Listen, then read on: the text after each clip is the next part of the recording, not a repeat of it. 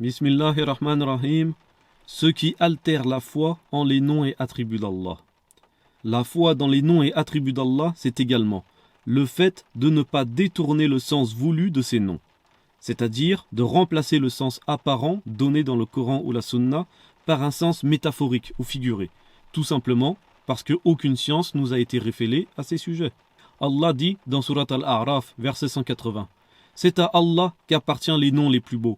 Invoquez-le par ses noms et laissez ceux qui profanent ses noms.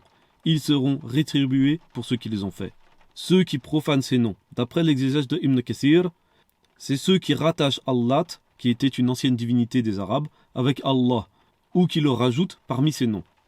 Car les Arabes, à cette époque, avaient déjà plusieurs divinités, dont les principales étaient Allat, Al-Uzza.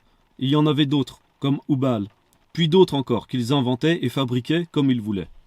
Et certains parmi eux se sont mis à identifier Allah avec Allat, ou encore à rajouter Allah avec leur divinité.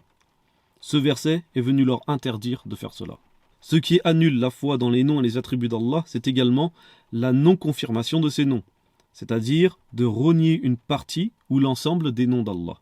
Comme ce que l'on a vu lors du rappel précédent sur les noms d'Allah, nous avons vu qu'Allah a révélé 99 de ces noms pour nous permettre à nous de le connaître et de l'adorer.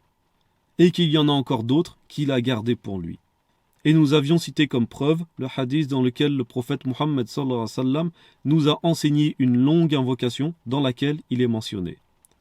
Par les noms qui t'appartiennent et avec lesquels tu t'es nommé, ou que tu as révélé dans ton livre, ou que tu as enseigné à l'une de tes créatures, ou bien que tu as gardé secret dans ta science de l'inconnu.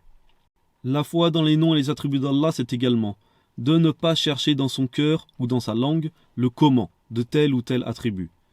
Allah dit dans Surat Taha, verset 110, « Il connaît ce qui est devant eux et ce qui est derrière eux, alors qu'eux-mêmes ne le cernent pas de leur science. » C'est-à-dire qu'Allah connaît notre passé et notre futur, alors que nous sommes incapables de le cerner même avec tout ce que l'on connaît. Par exemple, Allah dit dans Surat Al-A'raf, verset 54, « Votre Seigneur, c'est Allah, qui a créé les cieux et la terre en 6 jours, puis s'est élevé sur le trône. » Et par rapport à ce verset, Cheikh al-Islam Ibn Taymiyyah a dit « Le musulman ne se demande pas comment le Seigneur s'est élevé sur le trône, car cela dépasse son entendement de comprendre comment est son Seigneur, et qu'il n'a reçu aucune science sur ce sujet. » Et encore avant lui, les pieux prédécesseurs disent que cette élévation présente dans le livre, le Coran, et la Sunna, est connue dans la langue arabe. Comme l'ont dit Rabi'a ibn Abd al-Rahman et aussi l'imam Ahmed, l'élévation est connue dans le vocabulaire. Le comment est inconnu.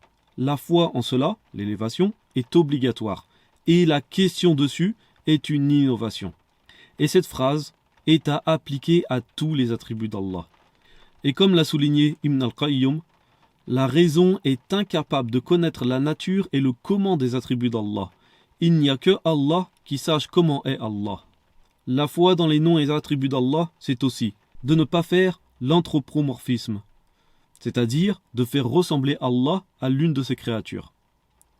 Allah dit dans Surat les Poètes, verset 11, « Il n'y a rien qui lui ressemble, et c'est lui l'audient, le clairvoyant. » Subhanakallahumma wa bihamdik, ashhadu an la ilaha illa anta wa astaghfiruka wa atubu ilayk.